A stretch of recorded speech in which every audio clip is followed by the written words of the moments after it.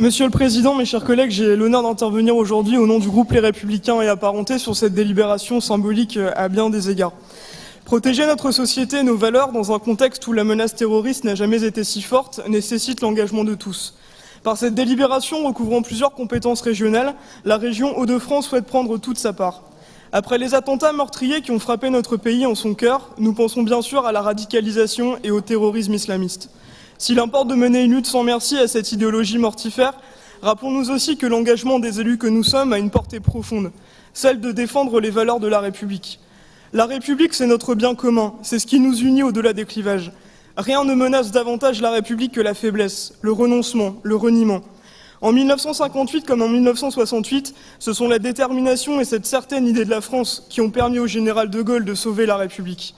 Nous, élus, devons être de tous les combats, de toutes les luttes qui permettent à la République de triompher de tout, car elle est à nos yeux la cause supérieure.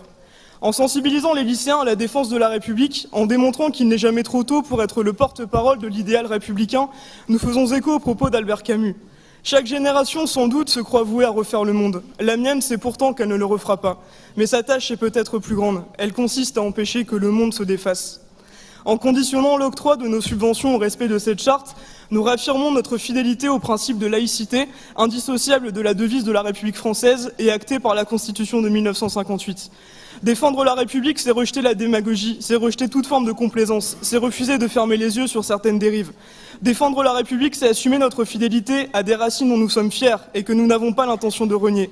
Défendre la République, c'est enfin se souvenir de Carnot, de Ferry, de Jaurès, de Clémenceau, de Jean Moulin, du général de Gaulle et de tous ceux dont l'engagement a tant chéri la République qui nous empêche de faillir. Alors, Monsieur le Président, au nom du groupe Les Républicains et Apparentés, je veux vous dire notre fierté profonde de voter cette délibération qui incarne la volonté de notre collectivité de se placer à la hauteur des enjeux de notre monde. Merci.